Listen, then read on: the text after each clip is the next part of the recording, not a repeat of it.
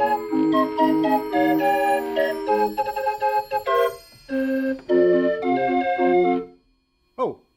hello. I'm Evan, the Education Program Leader for the National Music Center, coming at you today from Studio Bell. Last month, we were very excited to reopen the doors at Studio Bell, home of the National Music Center. But there was one room I was kind of worried about: Soundbox. You see, this was designed as a hands-on space, giving people access to a lot of homemade instruments, strings stretched out over pegboard, copper glockenspiels, balloon drums. But hands-on programming isn't really the best idea right now. But I still wanted guests to have some kind of opportunity to make music on an unusual instrument. And today, I'm going to show you what I made. We are going to build the world's cheapest pipe organ out of recorders and bellows that you pump with your feet. Bellows are like lungs and are used to blow air into many different types of instruments, like accordions. Here's another bellows on a harmonium. This barrel organ has a bellows underneath that pumps while you crank it. Bellows have been used on instruments for over 1,000 years, but bellows themselves were developed long before that, so that humans could better control fire.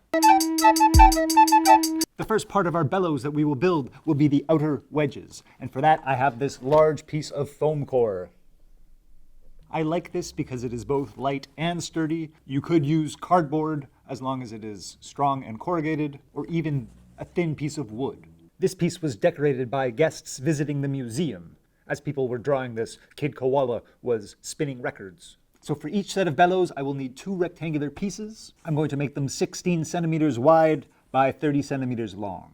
16 centimeters. I'm going to use a box cutter for this. Please be super safe.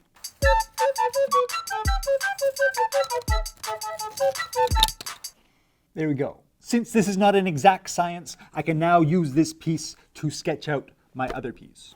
And since I'm making more than one bellows, I'm going to use this to make several pieces.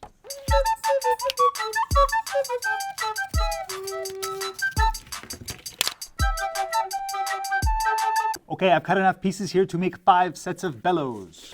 The next part of the bellows we are going to build will be the part that will connect the 2 wedges together. So I'm going to use this edge to create a square, which I will eventually cut into 2 trapezoids. The rest of our pieces will be made out of cardboard. 16 centimeters by 16 centimeters. Now I'm going to measure the halfway point.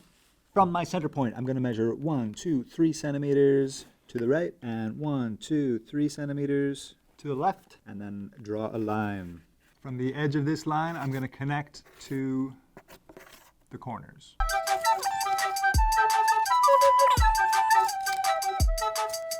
I want to cut away the triangles on the outside.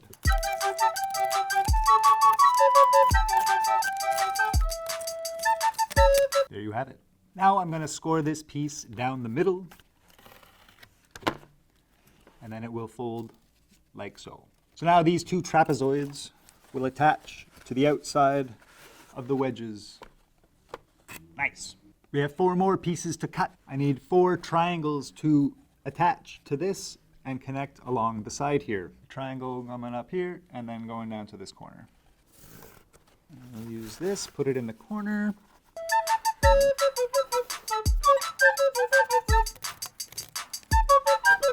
These pieces will attach together about like that. I'll use this one piece to trace out the rest. If you place this right on here, then all I need is a straight edge and to cut away these 2 triangles. Then place on the flat edge. These should all be about the same size, but duct tape will cover up all our mistakes. 4 per bellows. I'm going to quickly tape these together to show you how they will eventually fold up.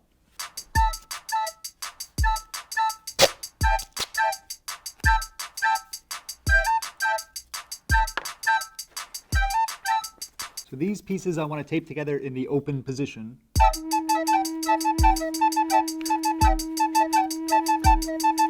the top side too, there will be a bit of distance between these, though you do want these corners to match up.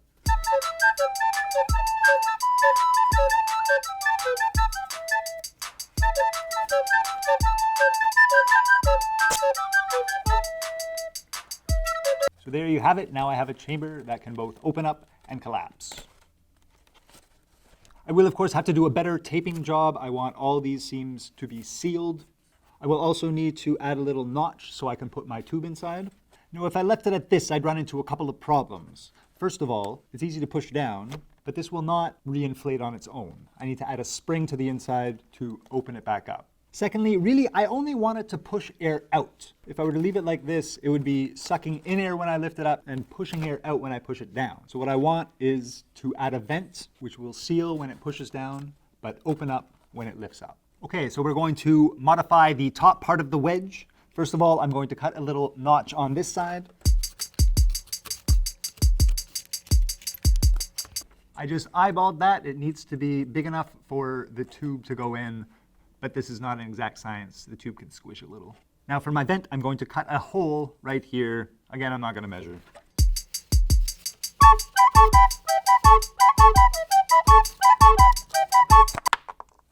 Now, what I'm going to do to create my vent is I'm going to tape a piece of flat plastic on the other side. This is from the top of a strawberry container. I'm going to cut out a square. At this point, be careful not only of the sharpness of your knife, but the sharpness of the plastic. So here I have a clear piece of plastic about 8 centimeters by 10 centimeters. So now with this piece of plastic here, as I push this down, it will push up against here, forming a seal, pushing all the air out the direction I want it to go. But when I pull it up, it will lift away, allowing air to vent in.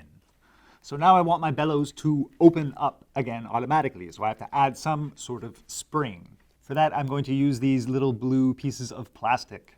Now, there's a lot of snow removal around here, and these are actually from motorized snow removal brushes. They fly off all over the place. So I have 2 pieces of plastic. They are attached at the bottom. I'm going to tape those down here, and then they will fold up against the outer wedge and push back up. Now before I attach this, I am going to use duct tape to seal all my seams.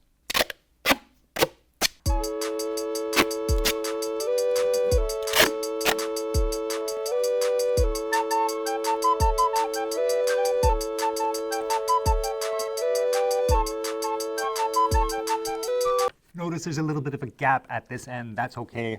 I'm going to tape it with the gap intact.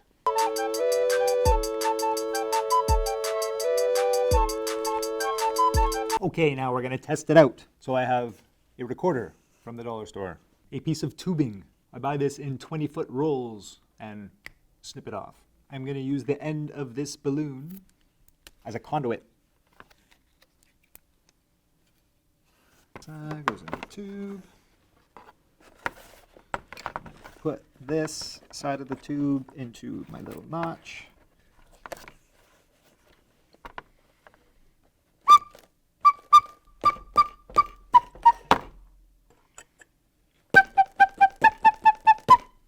Cool.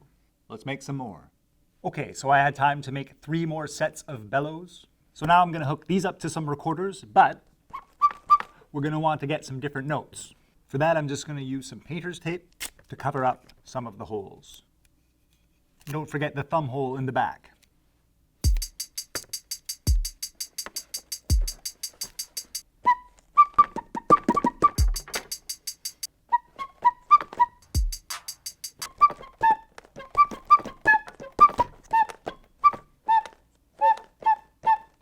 So now, all I have to do is hang these up on the wall in Soundbox. Here we are in Soundbox in front of the giant pegboard wall. You can see the recorders and bellows that I hooked up a month ago. They held up pretty well, though the springs have lost a little bit of their oomph.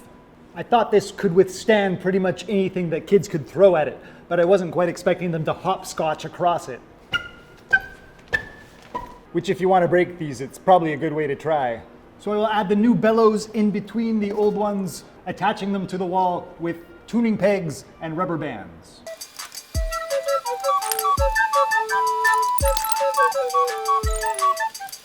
Because people tend to jump around on these, I will attach them to the floor with gaff tape.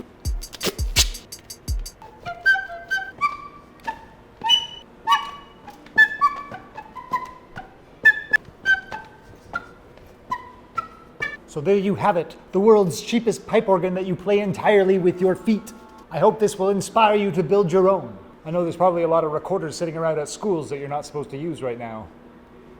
I might want to improve this spring next time, so if you have any ideas, let me know in the comments. So thanks for watching, and until next time, happy exploring.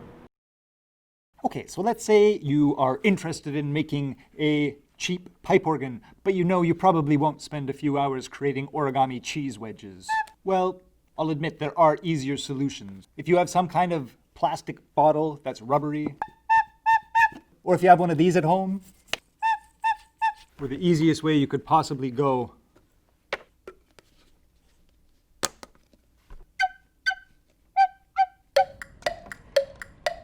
Thanks for watching. Please like, share, and or subscribe. Also, the National Music Center is a charity that relies on donations. So if you have the means and feel like it, please go to studiobell.ca/donate.